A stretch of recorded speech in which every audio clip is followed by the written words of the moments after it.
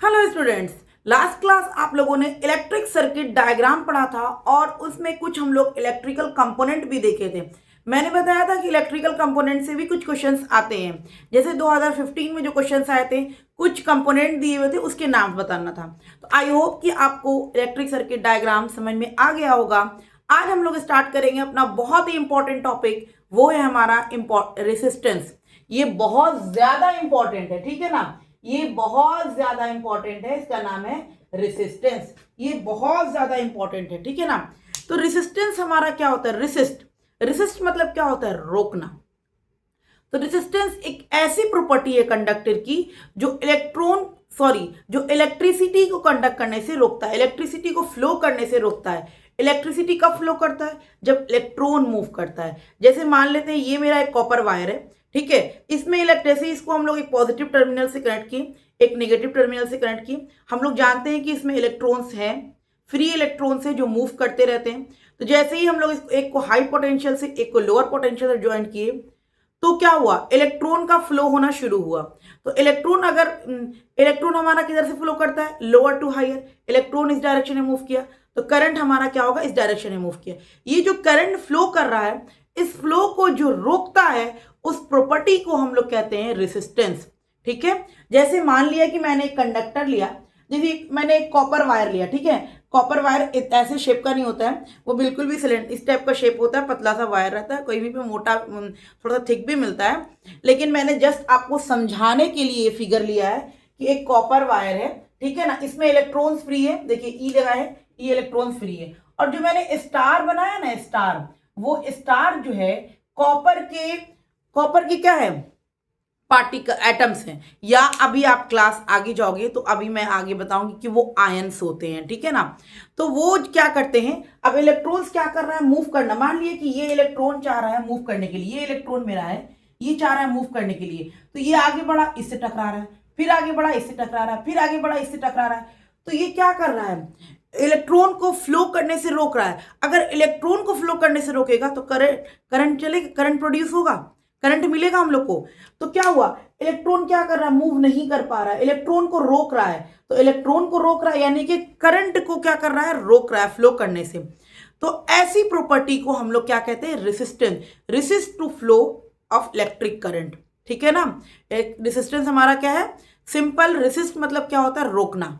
Electric current को flow करने से जो जो प्रॉपर्टी रोकती है, उसको हम लोग रेसिस्टेंस कहते हैं, ठीक है ना। रेसिस्टेंस बहुत आसान, रेसिस्ट मतलब होता है रोकना। तो रेसिस्ट उसी से बना हमारा रेसिस्टेंस, यानी कि इलेक्ट्रिक करंट के फ्लो को रोकता है।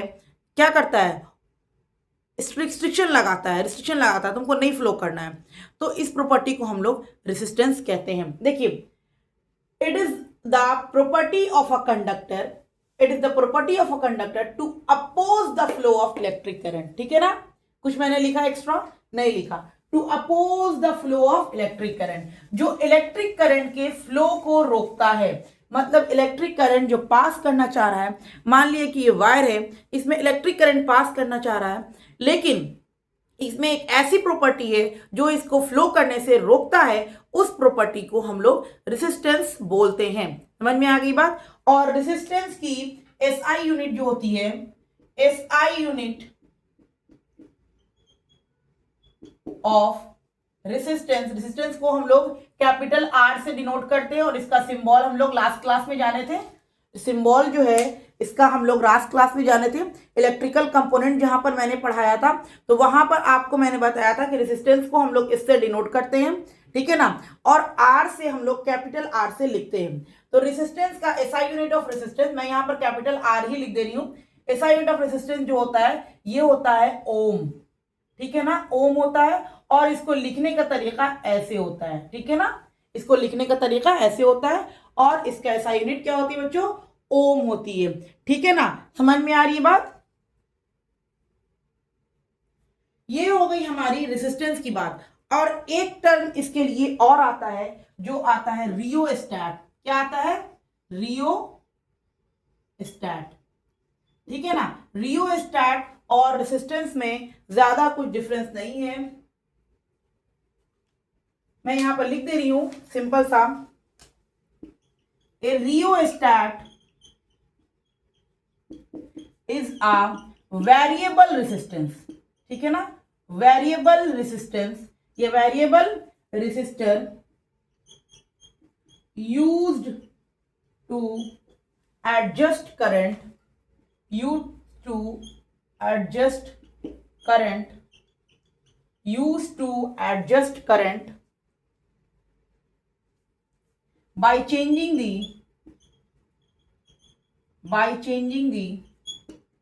length of the resistance, length of the resistance, ठीक है ना, length of the resistance, ठीक है।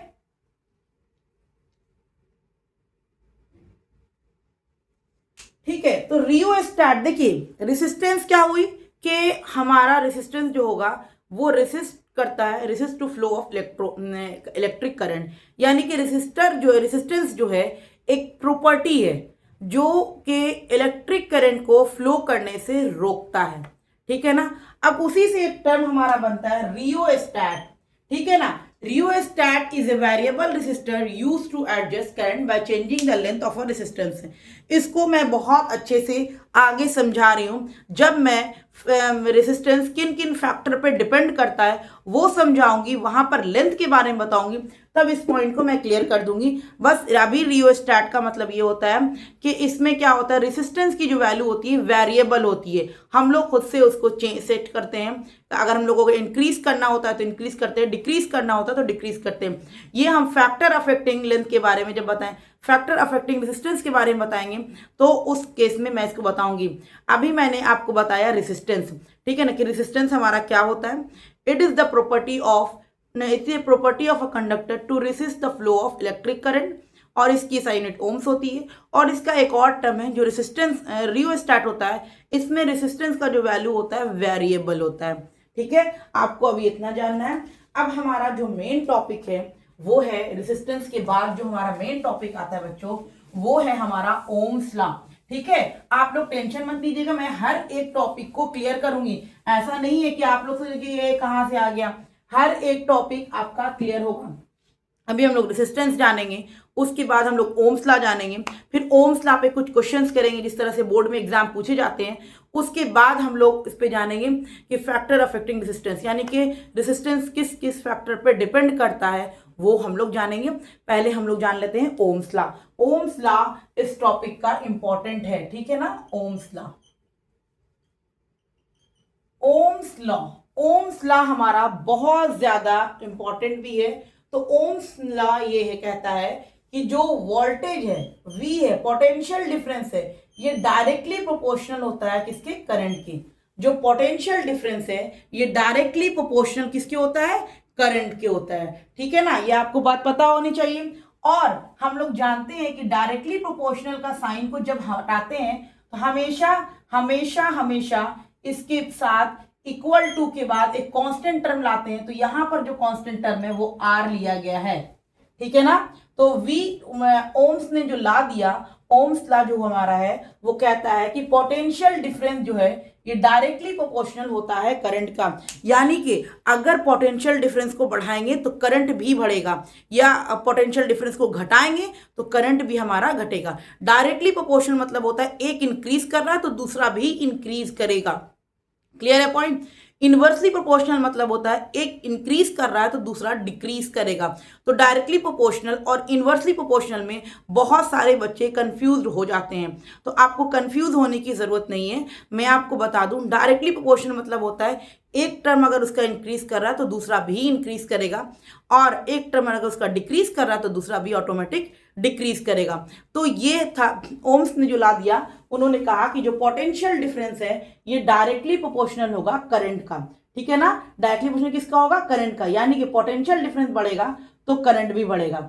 उसके बाद हम लोग एक टर्म मैंने आपको हमेशा सिखाया है कि डायरेक्टली प्रोपोर्शनल का जब साइन हटाते हैं तो इज इक्वल टू के बाद एक कांस्टेंट टर्म आता है। तो यहां पर भी जब मैंने हटाया तो इक्वल टू के बाद एक कांस्टेंट टर्म आया R, ठीक है ना। तो इसका फॉर्मूला बना V is equal to I into R। ये फॉर्मूला बन गया हमारा ओम्स लॉ से, ठीक है ना। ये बहुत इंपॉर्टेंट फॉर्मूला है, ठीक है ना। इसको हम लोग ओम्स लॉ भी कहते हैं, इसको हम लोग ओम्स लॉ कहते हैं। V is equal to I R जो है हमारा, ये ओम्स लॉ है। आर हमारा क्या है बच्चों? आर हमारा रेसिस्टेंस है। आर हमारा क्या है? रेसिस्टेंस है। और आई हमारा क्या है? करंट है। और V हमारा क्या है? पोटेंशियल डिफरेंस है। यानी कि potential difference is equal to current into resistance होता है। यही कहलाता है हमारा ओम्स लॉ। ठीक है ना? ये क्या कहलाता है? Ohm's law. तो इसको आप लोग लिखने से पहले इस तरीके से लिख लीजिएगा। ठीक है, इसको मैं लिखवा देती हूं ताकि आप लोग एग्जाम्स में लिखें तो इजी हो जाए आप लोग के लिए। ओम्स लॉ एग्जाम्स में आते हैं, डिराइव ओम्स लॉ। ठीक है ना? The potential difference V, the potential difference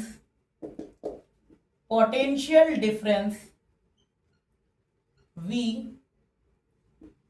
across the end of a conductor, across the end of a conductor, end of a conductor is directly proportional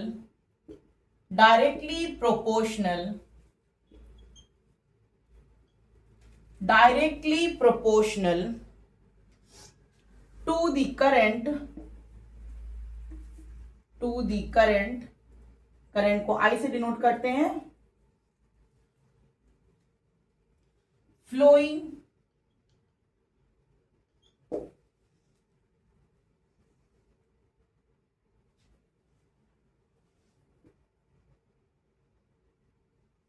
through it. ठीक है ना? इन्होंने कहा कि V जो होगी वो डायरेक्टली प्रोपोर्शनल होगी I का। ठीक है, उसके बाद हम लोग बता दिए अभी आपको कि डायरेक्टली प्रोपोर्शनल का साइन हटाते हैं तो V is equal to I into R लिखते हैं। और ये R मेरा रेसिस्टेंस है। R मेरा क्या है? रेसिस्टेंस है। और I जो है ये मेरा करंट है। और ये जो है मेरा पोटेंशियल डिफरेंस है। इसी को हम लोग ओम्स लॉ कहते हैं। क्या कहते हैं? ओम्स लॉ कहते हैं। तो ये था आपका ओम्स लॉ। ओम्स ने ये लॉ दिया। ओम्स लॉ ये कहता है कि पोटेंशियल डिफरेंस जो है ये डायरेक्टली प्रोपोर्शनल होता है करंट का। ठीक है, इसी से एक फॉर्मूला बन गया हमारा V is equal to I into R. ठीक है, अब एनसीईआरटी में हमारी एक एक्टिविटी दी हुई है जिसको हम लोग सर्किट डायग्राम के थ्रू करेंगे। ठीक है ना? चलिए थोड़ी सी पहले मैं सर्किट बना लूं, उसके बाद आपको मैं बता दूं कि एनसीईआरटी में ये एक्टिविटी में ये क्वेश्चंस दिया हुआ है, ये समझाया हुआ है। ठीक है ना? एनसीईआरटी के एक्टिविटीज में ये क्वेश्चंस हमारा समझाया हुआ है, बस हम लोग उसी को समझेंगे। ठीक है, देखिए आप लोग के पास अगर एनसीईआरटी है तो खोलिएगा, उसमें देखिएगा ये बना हुआ है।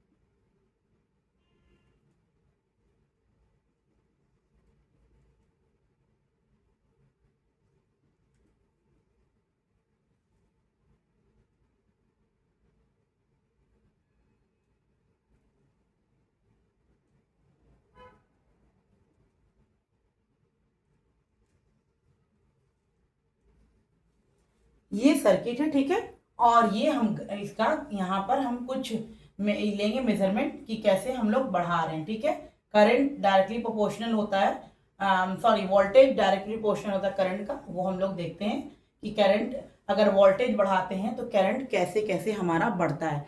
ठीक है ना? अभी देखिए मैंने सिर्फ एक बैटरी लिया। ठीक है, मैंने सिर्फ अभी ये सब मैंने नहीं लिया, मैं अभी सिर्फ इसको ज्वाइंट कर रही हूँ। अभी ये सर्किट है आपका। ठीक है, अभी मैं सिर्फ एक को ज्वाइंट कर रही हूँ, एक बैटरी को ज्वाइंट कर दी सर्किट से, बाकी ज्वाइंट नहीं है सर्किट से, बस एक सर्किट को मैंने ज्वाइंट कर दिया। मान लिया कि ये मेरा कितना था? 2 वोल्ट था। ठीक है, 2 वोल्ट था। तो जैसे ही मैंने 2 वोल्ट माना तो हमारा करंट क्या आ गया? मान लेते हैं मैंने क्या किया कि इस वोल्ट, सॉरी मैं इसको 4 वोल्ट मान के चलती हूँ। ठीक है, मैंने इसको 4 वोल्ट माना तो आर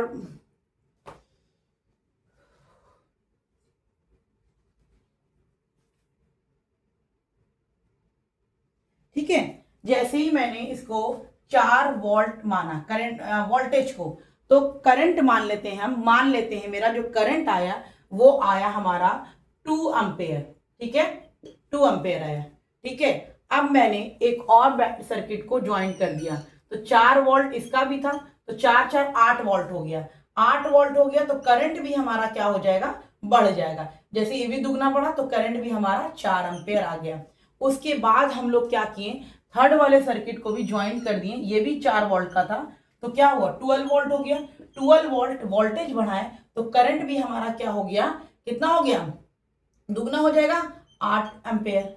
समझ में आ रहा है। तो यहां पर हम लोग दुगना बढ़ाए ना, क्या किए हम लोग 12 वोल्ट लिए, तो करंट कितना हो जाएगा, 6 एम्पेयर हो जाएगा, है ना। तो आप यहां पर देखिए, यहां पर एनसीईआरटी ये शो कर रहा है कि देखिए जैसे जैसे हम लोग वोल्टेज बढ़ाते जा रहे हैं, अभी 4 वोल्ट लिए थे तो 2 एम्पेयर करंट आया, उसके बाद वोल्टेज को बढ़ा करके हम 8 वोल्ट कर दिए, 8 वोल्ट कर दिए तो करंट का वैल्यू भी 2 एम्पेयर से 4 एम्पेयर चला गया, ठीक है। उसके बाद हम क्या किए, और वोल्टेज को बढ़ा दिए, यानी कि 12 वोल्ट कर दिए, 12 वोल्ट कर दिए तो 4 एम्पेयर से करंट जाके 6 एम्पेयर हो गया।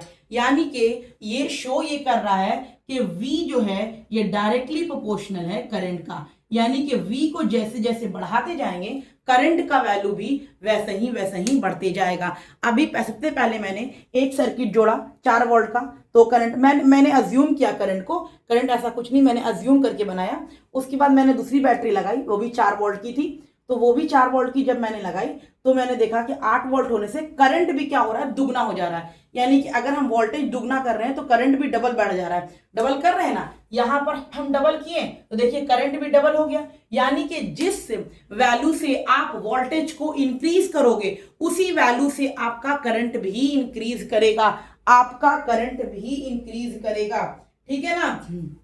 अब हम लोग एक VI ग्राफ करेंगे, ठीक है। ये आपको समझ में आ गया कि जैसे ओम्स ने जो ला दिया था, वही एक्सपेरिमेंट किया था, वो इसी तरह से एक्सपेरिमेंट किया था उन्होंने कि एक सर्किट में पहले एक बैटरी लगाई, मान लिया कि वो 2 वोल्ट का होगा, 4 वोल्ट का होगा, कितने वोल्ट का होगा नहीं मालूम, उन्होंने एक बैटरी लगा के चेक की तो देखा करंट का वैल्यू इतना आया। उसके बाद उसी की तरह एक और बैटरी ऐड किया, समझ में आ रही है। पहले उन्होंने एक बैटरी लगाई, एक बैटरी लगा के करंट का वैल्यू निकाला, फिर सेम बैटरी को, सेम वोल्ट को फिर क्या किया, डबल कर 2 बैटरी लगाई, तो फिर देख रहे करंट भी क्या हो रहा है, दुगना हो रहा है। फिर वही उतना ही वोल्ट की बैटरी को 3 बैटरी लगाई, फिर देख रहे करंट और बढ़ते जा रहा है। तो इस एक्सपेरिमेंट से उन्होंने बताया था कि जो पोटेंशियल डिफरेंस है वो डायरेक्टली प्रोपोर्शनल होता है करंट का। समझ में आ गई बात। तो ये था उनका क्या था, वेरीफाई करने का तरीका, प्रूफ करने का तरीका। उसके बाद उन्होंने एक VI ग्राफ भी दी थी, उन्होंने VI ग्राफ दिया था एक, उसको भी हम लोग कर लेंगे, ठीक है ना। NCERT का क्वेश्चन ये है पूरा, VI ग्राफ, ठीक है, VI ग्राफ हम लोग करेंगे। और VI ग्राफ जो है मेरा कुछ ये है, ये मैंने VI ग्राफ लिया, ये मेरा है V और ये है I, ठीक है। I करंट को एम्पेयर से करते हैं तो A लिख दिए, और ये V को तो वोल्टेज से ही करते हैं, ठीक है ना। तो यहां पर मैंने NCERT में जो दिया 0 और दिया हुआ है 0.1, 0.1, 0.2, 0.3, 0.4 एंड 0.5 तक अज्यूम करते हैं, ठीक है ना। और इस डायरेक्शन में जो हमको दिया हुआ है 0.4, 0.4, 0.8, 0.8, 1.2 एंड 1.6 एंड 2, ठीक है ना। तो देखिए ये ग्राफ जो है, इसका जो रेसिस्टेंस आता है कुछ इस तरीके से, सॉरी इसका जो स्लोप आता है वो इस तरीके से आता है, क्योंकि हम लोग को मालूम है कि वोल्टेज क्या होता है, डायरेक्टली प्रोपोर्शनल होता है करंट का। जैसे जैसे करंट बढ़ेगा वैसे वैसे पोटेंशियल डिफरेंस का भी वैल्यू बढ़ेगा। तो मान लिया कि अभी करंट यहाँ था, अभी मैंने मान लिया कि वोल्टेज 0.4 लिए तो करंट मेरा कितना आया, 0.1 एम्पेयर आया। फिर वोल्टेज को थोड़ा बढ़ाया तो करंट भी थोड़ा बढ़ गया, फिर वोल्टेज को थोड़ा बढ़ाया करंट और बढ़ गया, फिर वोल्टेज को थोड़ा बढ़ाया करंट और बढ़ गया, फिर वोल्टेज को थोड़ा बढ़ाया करंट और बढ़ गया। इसका मतलब ये हुआ कि V जो होगा हमारा डायरेक्टली प्रोपोर्शनल होता है करंट का। इस ग्राफ के भी अकॉर्डिंग हम लोग समझ गए, ठीक है ना। तो ये जो स्लोप देता है VI, जो स्लोप देता है बच्चों, ये हमारा रेसिस्टेंस कहलाता है। अगर आपको ग्राफ निकालना होगा, ग्राफ से क्वेश्चंस अभी मैं करवा रही हूं आपको, तो आपको इतना ध्यान रखना है VI ग्राफ, VI ग्राफ है, ये V है और ये I है आपका, उल्टा मत करिएगा वरना सब गलत हो जाएगा। VI ग्राफ का ये जो स्लोप है ये हमको रेसिस्टेंस देता है। VI ग्राफ का स्लोप हम लोग को क्या देता है, रेसिस्टेंस देता है। VI ग्राफ का स्लोप हम लोग को क्या देता है, रेसिस्टेंस देता है। इस बात को याद रखिएगा, VI ग्राफ का स्लोप हम लोग को रेसिस्टेंस देता है, ठीक है ना। तो ये एक्सपेरिमेंट था। अब हम लोग यहां पर लिख लेंगे कुछ पॉइंट इस पे, ठीक है ना, इस पे हम लोग कुछ पॉइंट लिख लेंगे, ठीक है। चलिए कुछ पॉइंट लिख लेते हैं, ध्यान से रखिएगा, ठीक है ना, ध्यान से लिखिएगा। It's VI graph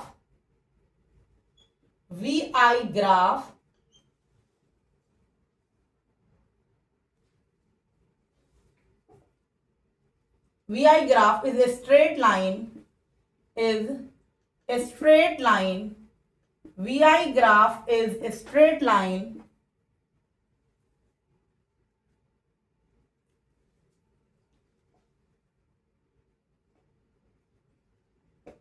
its VI graph is a straight line passing through the origin, ठीक है ना, passing through the origin, ठीक है। जो VI ग्राफ होता है वो हमेशा क्या होता है, स्ट्रेट लाइन होता है जो ओरिजिन से पास करता है। मैंने दिखाया ना अभी आपको, ये ओरिजिन से पास करता है VI ग्राफ का, और ये हमेशा कैसा होता है, स्ट्रेट लाइन में होता है, कोई दिक्कत नहीं है। तो इसका मतलब क्या हुआ, इट्स मीन्स करंट इज, या आप लिख लो voltage is directly proportional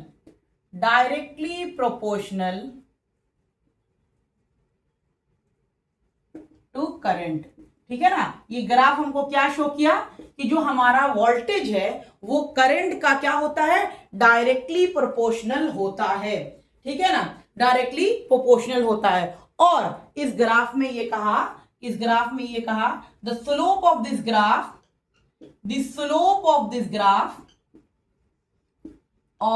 graph gives resistance, मैंने बता दिया इसका VI ग्राफ हमेशा आपको रेसिस्टेंस देगा। तो इस ग्राफ के अकॉर्डिंग हम लोगों ने 3 पॉइंट को क्लियर किया। कौन से पॉइंट को क्लियर किया, 3 पॉइंट को क्लियर किया। नंबर 1 पॉइंट हुआ, अगर VI ग्राफ है तो वो स्ट्रेट लाइन हमेशा ओरिजिन से पास करेगा। इट मींस जो होगा वो वोल्टेज है, वो कहने का मतलब ये है कि वोल्टेज है is directly proportional to current. उसके बाद थर्ड पॉइंट जो बहुत इंपॉर्टेंट है, the slope of this graph give resistance, ठीक है ना। अब the slope of this graph give क्या होगा, रेसिस्टेंस। अब आप लोग देखो, एक चीज याद रखना, मैं एक क्वेश्चन आता है एग्जाम्स में, ठीक है, उस चीज को ध्यान रखिएगा, इस चीज को ध्यान रखिएगा। जैसे मैंने एग्जाम्पल लिया, एक मेरा एग्जाम्पल मैं लेके आपको दिखाती हूं। ये मेरा क्या है, VI ग्राफ है, ठीक है ना, ये I है और ये V है, VI ग्राफ है। VI ग्राफ में 2 स्लोप दिया हुआ है, एक हमारा R1 है और एक हमारा क्या है, R2 है, ठीक है ना। एक ग्राफ है VI ग्राफ, इसमें 2 रेसिस्टेंस के वैल्यू को शो कर रहा है। अब आपसे क्वेश्चन में पूछेगा, बताइए किसका ज्यादा रेसिस्टेंस होगा, विच हैव मोर रेसिस्टेंस। मान लीजिए क्वेश्चन में पूछता है विच हैव मोर रेसिस्टेंस, ठीक है ना, विच हैव मोर रेसिस्टेंस।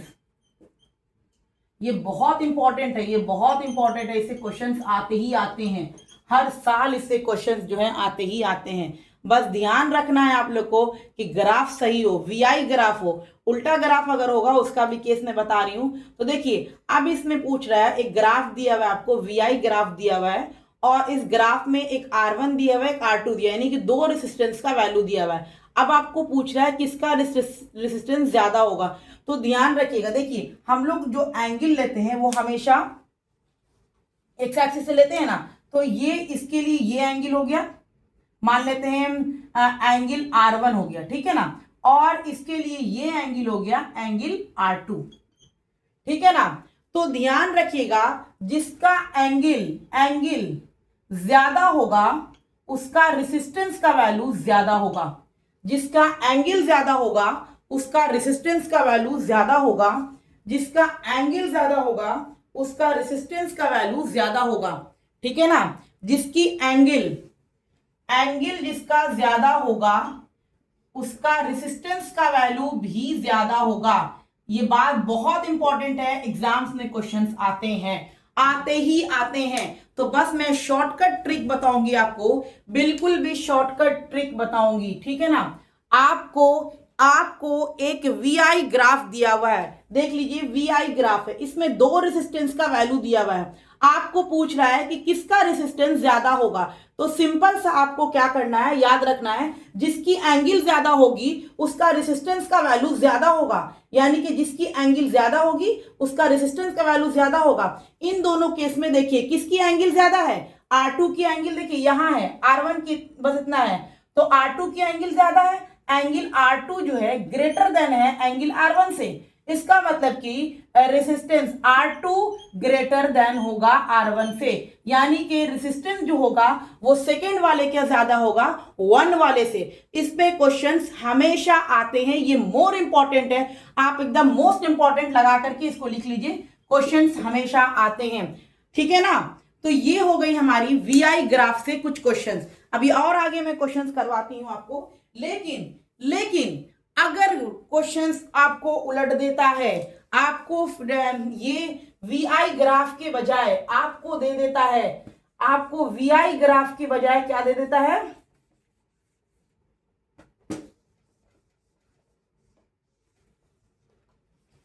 देखिए मैंने एक ग्राफ बनाया, अब ये ग्राफ जो है हमारा वीआई नहीं है, ये उलट दिया ग्राफ को, ये वी है और ये आई है। ध्यान रखिएगा वीआई ग्राफ का जो एंगल बढ़ेगा उसे रेसिस्टेंस इंक्रीज करेगा, जिसका एंगल ज्यादा होगा उसका रेसिस्टेंस ज्यादा होगा। ये किस केस में होगा, मैंने बताया कि जब वीआई ग्राफ होगा, अगर आई वी ग्राफ होगा, ग्राफ को उल्टा कर दिया है तो आपका रेसिस्टेंस का वैल्यू भी यहां पर जिसका एंगल ज्यादा होगा उसका रेसिस्टेंस कम होगा। इस केस में यहां पर जिसका एंगल ज्यादा होगा उसका रेसिस्टेंस कम होगा। समझ में आ रही है बात, यानी कि यहां पर जिसका एंगल ज्यादा है, एंगल ज्यादा किसका है, R2 का है, एंगल R1 से। इसका मतलब कि R2 का रेसिस्टेंस क्या होगा, कम होगा, R1 का रेसिस्टेंस ज्यादा होगा R2 से। इस बात को ध्यान रखिएगा, ये दो बहुत इंपॉर्टेंट हैं। अगर आपको वीआई ग्राफ दिया है तो आप जिसका एंगल ज्यादा होगा रेसिस्टेंस उसका ज्यादा होगा, लेकिन अगर ग्राफ को उसने उलट दिया है, यानी कि आई वी ग्राफ दे दिया, इस केस में जिसका एंगल ज्यादा होगा उसका रेसिस्टेंस कम होगा। ये दो पॉइंट याद रखिएगा, ऑप्शंस में क्वेश्चंस एग्जाम में हमेशा पूछते हैं,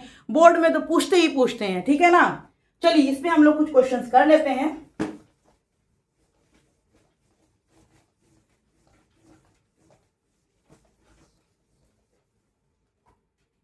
इस पे हम लोग कुछ क्वेश्चंस करते हैं जो हमारे एग्जाम्स में पूछे हुए हैं, जरा देख लें। हाँ देखिए सीबीएसई 2024 में पूछा हुआ है इस पे क्वेश्चन, सीबीएसई 2024 में पूछा हुआ है ये क्वेश्चन। एक ग्राफ दिया हुआ है हमको और ये ग्राफ देख लो बच्चों, आई वी ग्राफ दे दिया, उलट दिया ना ग्राफ। अब तुम लोग क्या करोगे, पढ़ के जाओगे कि वीआई ग्राफ में होता क्या है कि एंगल बढ़ाए तो रेसिस्टेंस बढ़ गया। तो वीआई ग्राफ में ये वाला जो ट्रिक है, एंगल बढ़ाए रेसिस्टेंस ही बढ़ा, ये किस केस में होता है, जब ग्राफ हमारा वीआई होता है, लेकिन यहां पर आई वी ग्राफ दे दिया है और यहां पर हमको दिया हुआ है R1 और हमको दिया हुआ है R2 और थर्ड वन हमको दिया हुआ है R3। ये 3 हमको दिया हुआ है और ऑप्शंस में जो दे दिया है वो दे रहा है और लिखा है स्टूडेंट्स कैरीज आउट। देखिए क्वेश्चन है students carries out an experiment, ठीक है ना, and plot VI graph of 3 sample, ठीक है ना, 3 सैंपल का ग्राफ किया है of nichrome wire with resistance R1, R2 and R3 respectively, which of the following is true, यानी कि कौन से स्टेटमेंट जो होंगे हमारे ट्रू होंगे। ऑप्शन ए में दिया है बच्चों हमारा, ऑप्शन ए में दिया है R1 is equal to R2 is equal to R3। Option B जो हमको दे दिया है ये R1 greater than R2 greater than R3, R1 greater than R2 greater than R3, और सी में हमको दिया है R3 greater than R2 greater than R1, R3 greater than R2 greater than R1, और ऑप्शन डी हमको जो दिया हुआ है वो दिया हुआ है R2 greater than R3 greater than R1, ठीक है। ये 4 ऑप्शंस हमको दिए हुए हैं और कह रहा है कि इन ऑप्शंस में से कौन से सही होंगे। तो देखिए सबसे पहले हम लोग क्या करेंगे, सबका एंगल देखेंगे। ये हमारी एंगल R3 है, ये एंगल हमारी R2 है और ये एंगल हमारी R3 है, एंगल R3 है, ठीक है ना। तो मैंने बताया था अगर VI ग्राफ होता है, अगर VI ग्राफ होता है तो एंगल इंक्रीज करने पर रेजिस्टेंस भी इंक्रीज करता है। मैंने बताया था ना कि अगर VI ग्राफ होगा तो एंगल इंक्रीज करने पर रेजिस्टेंस भी इंक्रीज करेगा, लेकिन यहां पर VI ग्राफ नहीं है, IV ग्राफ है। IV ग्राफ करने इसमें क्या होगा कि एंगल इंक्रीज करने पर रेजिस्टेंस क्या हो जाएगा, डिक्रीज कर जाएगा। इसको याद रखिएगा, ठीक है ना। तो एंगल इंक्रीज करने पर रेजिस्टेंस इंक्रीज करता है जब VI ग्राफ होता है, और एंगल इंक्रीज करने पर रेजिस्टेंस डिक्रीज करता है जब IV ग्राफ होता है। तो यानी कि जिसका एंगल ज्यादा होगा उसका रेजिस्टेंस क्या होगा, सबसे कम होगा। तो सबसे ज्यादा एंगल किसका है, R3 का, यानी कि R3 का रेजिस्टेंस सबसे कम होगा, उसके बाद R2 का, उसके बाद सॉरी ये R1 है, I am so sorry, R1 है और ये हमारा R3 है, ठीक है। हाँ देखिए तो R1 का जो एंगल है सबसे ज्यादा है तो इसका रेजिस्टेंस क्या होगा, सबसे कम होगा। R1 का रेजिस्टेंस सबसे कम होगा और सबसे ज्यादा रेजिस्टेंस किसका होगा, R3 का होगा, क्योंकि इसकी एंगल क्या है, सबसे कम है, तो रेजिस्टेंस क्या हो जाएगा, सबसे ज्यादा हो जाएगा। ऑप्शन ये हो जाएगा आपका सी। ये क्वेश्चन 2024 के CBSE में पूछा हुआ है। बस आपको सिंपल सा मैंने बताया, कुछ नहीं करना है। VI ग्राफ है, आपको सिर्फ ग्राफ पहले चेक करना है, VI है कि IV है। अगर VI ग्राफ है तो एंगल बढ़ेगा, रेजिस्टेंस बढ़ा दीजिए, ठीक है। अगर ग्राफ उलट दिया तो आप बात भी उलट दीजिए, एंगल बढ़ेगा, रेजिस्टेंस घटेगा। एक चीज याद रखिए, अगर VI ग्राफ है एंगल बढ़ेगा तो रेजिस्टेंस ही बढ़ेगा, IV ग्राफ है एंगल बढ़ेगा तो रेजिस्टेंस घट जाएगा। तो ये था आपका बच्चों रेजिस्टेंस, ठीक है ना। अब हम लोग इस पे कुछ क्वेश्चंस करेंगे, लेकिन उससे पहले मैं आपको बता दूं नेक्स्ट क्लास में हम लोग का होगा फैक्टर अफेक्टिंग रेजिस्टेंस, यानी कि रेजिस्टेंस जो हमारा किन किन फैक्टर पर डिपेंड करता है। इसीलिए वीडियो को लास्ट तक देखिएगा, हर क्वेश्चन को अच्छे से करिएगा। मैं बीच बीच में इंपॉर्टेंट क्वेश्चन जो बोर्ड में पूछे हुए वो करवाती हूँ। आई होप कि आपको समझ में आता होगा। ओके, मिलते हैं नेक्स्ट क्लास में आप लोग से। ओके, हमेशा पढ़ते रहिए और क्वेश्चंस करते रहिए। जितना ज्यादा क्वेश्चंस करिएगा, जितना ज्यादा क्वेश्चंस आप करिएगा उतनी ज्यादा आपकी प्रैक्टिस होगी, ठीक है ना। क्वेश्चंस ज्यादा करिए, प्रैक्टिस उतनी होगी, सारी थ्योरी कंप्लीट हो जाएगी सिर्फ आपके क्वेश्चन सॉल्यूशन से, ठीक है ना। जितना ज्यादा क्वेश्चन सॉल्व कीजिएगा उतना ज्यादा कंसेप्ट क्लियर होगा आपका। ओके।